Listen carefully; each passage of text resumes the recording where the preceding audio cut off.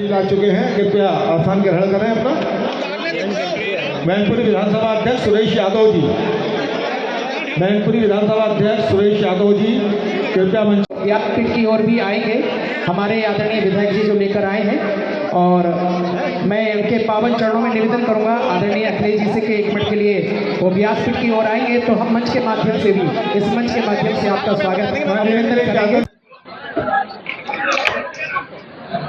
विधायक जी के पिताजी, माताजी सभी माननीय अखिलेश यादव जी से मिलते हुए 2 शब्द कहने के बाद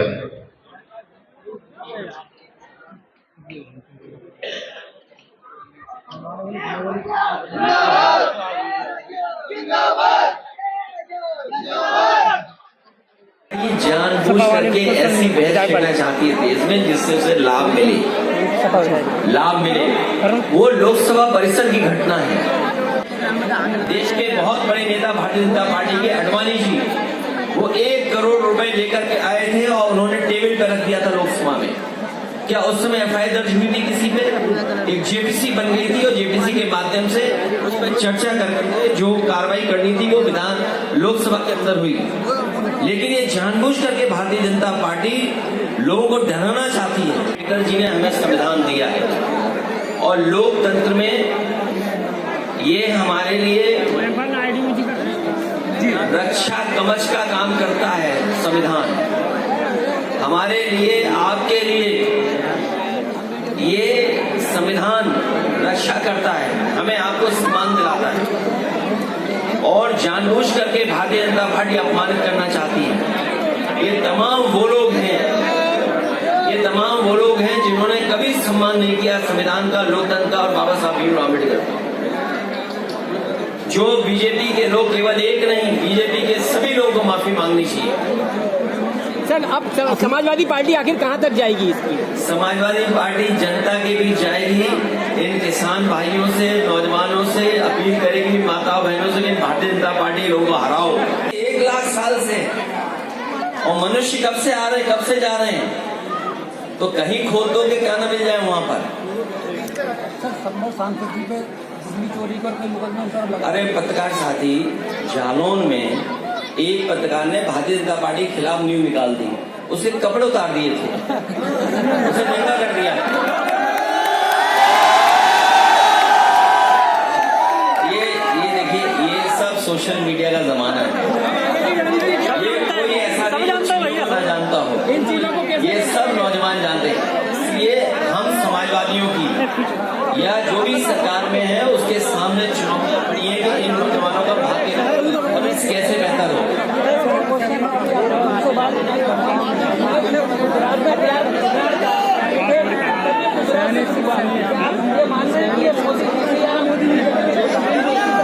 देखिए, जो इतिहास है, जो पौराणिक कथाएं हैं या जो सच्चाई है, उसको हम और आप टाल नहीं सकते। भगवान श्री कृष्ण का ये कार्यक्रम है और मैं चाहता हूँ कि आप लोग भी इसमें रिसर्च करो, जानकारी दो, हासिल करो कि क्या सच्चाई है उसमें। क्योंकि जब भगवान श्री कृष्ण ने जिस समय प्राण छोड़े, उसी समय से मान्यता है कि कलयुग शुरू हो गया। और वो स्थान जहाँ पे भगवान श्री कृष्ण ने प्राण छोड़े वो गुजरात में है, सोमनाथ के बगल में है। और जिस पेड़ पर भगवान श्री कृष्ण बैठे थे, अगर मैं आपसे पूछूं कौन सा पेड़ था तो बता सकते हो क्या? अरे मेरे पत्रकार साथी, ये खोदने वाले लोग भारत के सौहार्द को खोदेंगे। और पहले भी गलत, क्योंकि जब हमारे देश में प्लेसेस ऑफ वर्शिप एक्ट पहले से मौजूद है और प्लेसेस ऑफ वर्शिप एक्ट इस बात की पाबंदी लगाता है कि किसी तरह की चीजों में इस तरह के सर्वे, इस तरह की खुदाई के काम न हो। लेकिन भारतीय जनता पार्टी जानबूझ करके इन मसलों को इसलिए उठा रही है क्योंकि किसान के सवाल पर वो बात नहीं करना चाहते। भारतीय जनता पार्टी से किसान ये पूछे कि आपने तो किसान की आय दोगुनी की बात की थी, लेकिन किसान आज भी तकलीफ और परेशानी में है। जिस समय उसे डीएपी चाहिए था, डीएपी उपलब्ध नहीं था। खाद उपलब्ध नहीं थी, जो बीजों की कीमत बढ़ी है, कीटनाशक दवाइयों की कीमत बढ़ी है, और बिजली का बिल लगातार बढ़ता चला रहा है। जो सिंचाई से लेकर के तमाम इंतजाम थे वो सरकार करने में नाकाम रही है, और अगर फसल तैयार भी किसान कर रहा है तो उसको कीमत कहाँ मिलेगी उसके लिए कोई इंतजाम सरकार नहीं कर। और जितने बड़े पैमाने पे बेरोजगारी बढ़ती चली जा रही है, 10 साल हो गए उनको दिल्ली में, उत्तर प्रदेश में भी 7 साल की सरकार हो गई। अगर हम 17 साल का हिसाब किताब लगाएं तो इस सरकार ने बेरोजगारी बढ़ाई है, न नौकरी है न रोजगार है। तो इन तमाम सवालों से ध्यान हटाने के लिए जानबूझ करके सरकार इस तरह की खुदाई के कार्यक्रम कर रही है। और आज अगर भारतीय जनता पार्टी के अंडरग्राउंड जो पॉलिसी बनाते हैं, ये पाइपलाइन जो अंडरग्राउंड पड़ती है, उसी तरह भारतीय जनता पार्टी की विचारधारा अंडरग्राउंड अंदर ही अंदर काम करती है। ये बात पहले भी कहनी चाहिए थी। लोगों की जान चली गई, लोगों के घरों में छापे पड़ रहे हैं, बिजली के नाम पर 2-2, 3-3 हज़ार लोगों के यहाँ FIR दर्ज हो गई। अगर ये बात गलत थी भारतीय जनता पार्टी की तो जान तो वापस नहीं ला सकते, उन्हें मुआवजा देना चाहिए उन गरीब परिवारों को, और जितने भी झूठे मुकदमे लगे हैं, चाहे वो सांसद पे हो चाहे किसी को, सब वापस देना चाहिए। सांसद के खिलाफ करोड़ों की रिकवरी जारी की गई है। देखिए, बाबा साहब भीमराव अम्बेडकर जी ने हमें संविधान दिया है, और लोकतंत्र में ये हमारे लिए रक्षा कवच का काम करता है। संविधान हमारे लिए, आपके लिए ये संविधान रक्षा करता है, हमें आपको सम्मान दिलाता है, और जानबूझ करके भारतीय जनता पार्टी अपमानित करना चाहती है। ये तमाम वो लोग हैं जिन्होंने कभी सम्मान नहीं किया संविधान का, लोकतंत्र का और बाबा साहब भीमराव अम्बेडकर। जो बीजेपी के लोग, केवल एक नहीं, बीजेपी के सभी लोगों को माफी मांगनी चाहिए। सर, अब समाजवादी पार्टी आखिर कहाँ तक जाएगी? समाजवादी पार्टी जनता के बीच जाएगी, इन किसान भाइयों से, नौजवानों से अपील करेगी, माता बहनों से, कि भारतीय जनता पार्टी लोगों को हराओ। राहुल गांधी की FIR पे क्या कहें? राहुल गांधी की FIR पे क्या राहुल गांधी जी को नोटिस, राहुल गांधी की FIR पे? देखिए, भारतीय जनता पार्टी जानबूझ करके ऐसी बहस छेड़ना चाहती है देश में जिससे उसे लाभ मिले। वो लोकसभा परिसर की घटना है। कई बार लोकसभा परिसर में ऐसी घटनाएं हुई हैं जिसमें FIR दर्ज नहीं हुई। आपको याद होगा, लोकसभा में देश के बहुत बड़े नेता भारतीय जनता पार्टी के अडवाणी जी, वो 1 करोड़ रुपए लेकर के आए थे और उन्होंने टेबल पर रख दिया था लोकसभा में। क्या उस समय FIR दर्ज हुई थी किसी में? एक JPC बन गई थी, और JPC के माध्यम से उस पर चर्चा कर करके जो कार्रवाई करनी थी वो विधान लोकसभा के अंदर हुई। लेकिन ये जानबूझ करके भारतीय जनता पार्टी लोगों को डराना चाहती है। FIR से, झूठे मुकदमों से कोई डरने वाला नहीं है। सर, समाजवादी पार्टी के बारे में उन्होंने कहा बीजेपी आतंकवादी, भारतीय जनता पार्टी आतंकवादी संगठन है। सर, हो सकता है उन्होंने ज्यादा कह दिया हो, उन्हें ये लगा हो जो नफरत फैलाने वाला दल है। आप नफरत फैलाने वाले दल को क्या कहेंगे? जो दल ये जानता हो कि इस घटना के बाद लोगों की जान चली जाएगी, उस दल को आप क्या कहेंगे? केवल एक जगह नहीं, कई उदाहरण मैं दे सकता हूँ जहाँ पर भारतीय जनता पार्टी ने इसी तरह नफरत फैलाने का काम किया है। भैया, संभल में मंदिर जगह जगह निकल रहे हैं, और शहर है, यहाँ अगर खोद दो तो न जाने क्या मिले।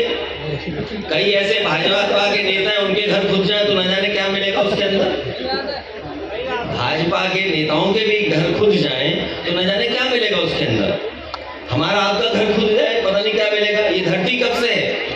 मान लो हम भगवान श्री कृष्ण जी को याद कर रहे हैं तो 5000 साल हुए भी, 5000 साल ही हुए क्या स्वामी जी? कितने साल हो गए?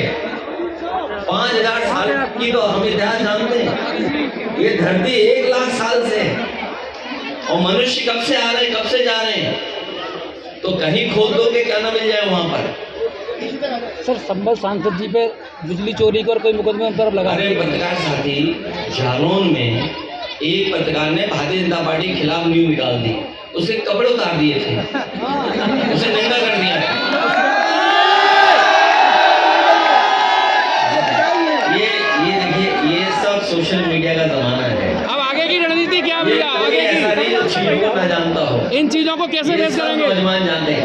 इसलिए हम समाजवादियों की या जो भी सरकार में है उसके सामने चुनौतियां पड़ी हैं कि इन नौजवानों का भविष्य कैसे बेहतर हो। एक मेरा क्वेश्चन है, अभी आपने एक मंच से बात की थी, भगवान श्री कृष्ण ने गुजरात में प्राण त्यागे थे और कन्या गुजरात से शुरू हुआ। क्या आप ये मानना है कि ये मोदी जी मोदी जी की तरफ है, योगी जी की तरफ है, अमित शाह जी? जो इतिहास है, जो पौराणिक कथाएं हैं या जो सच्चाई, उसको हम और आप टाल नहीं सकते।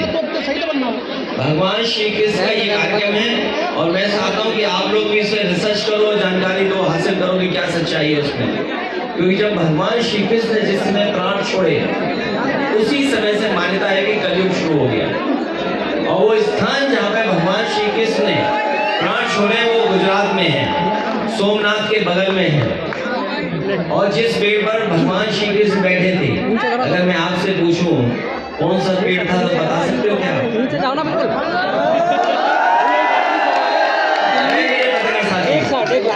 ये दिल्ली से इसको व्हाट्सएप से सवाल आ रहे हैं, बताइए। दिल्ली के पूर्व मुख्यमंत्री अरविंद केजरीवाल, आगे की रणनीति क्या हुई है? 27 का प्लान क्या है? उपराज्यपाल जी के सक्सेना जी ने ईडी को मंजूरी दे दी, इसमें आपकी क्या है? देखिए, ये चुनाव आ गया है, इसलिए ईडी भी आ गई है। चुनाव आते ईडी इनकम टैक्स आ जाती है, चुनाव आते सीबीआई आ जाती है। ये कौन सी नई बात है? सब जानते हैं ये बात। सर, समाजवादियों की अब क्या रणनीति है? हमारी रणनीति ये है कि नौजवानों का साथ लें, किसानों को जागरूक करें, माता बहनों को भविष्य में हम लोग सम्मान देंगे। चाहे हमें किसी रूप में सरकारी योजनाओं से उनकी सुरक्षा, उनके स्वास्थ्य और उनके सम्मान के लिए कोई योजना बनानी पड़ेगी तो हम लोग बनाएंगे। पूर्व में भी हम लोगों ने अच्छी योजनाएं बनाई थी जो आज भी जनता को दिखाई दे रही हैं। चाहे वो एम्बुलेंस हो, चाहे पुलिस को गाड़ी हो, चाहे वो लैपटॉप हो, और चाहे बड़ी बड़ी सड़कें बनाई हो, चाहे बिजली का इंतजाम किया और नहरों का पानी फ्री किया हो, सब याद है। अंतिम सवाल, अंग्रेजों से लड़े थे भगत सिंह चंद्रशेखर, अंग्रेजों से लड़े थे भगत सिंह चंद्रशेखर, लोहिया जी लड़े इंदिरा जी के इमरजेंसी से। अब इस वक्त पे आप लोग कैसे देखेंगे? लोहिया जी लड़े थे इमरजेंसी में, अंग्रेजों के जमाने में चंद्रशेखर और भगत सिंह जी हुए। अब इस जमाने में आप इस लड़ाई को कैसे? नहीं, ये लड़ाई लगातार चलती रहेगी क्योंकि भारतीय जनता पार्टी ने बहुत बड़े पैमाने पर नुकसान किया है। ये बातें तो बड़ी बड़ी करते हैं। कल भी अगर आपने सुना होगा कुवैत का भाषण, प्रधानमंत्री जी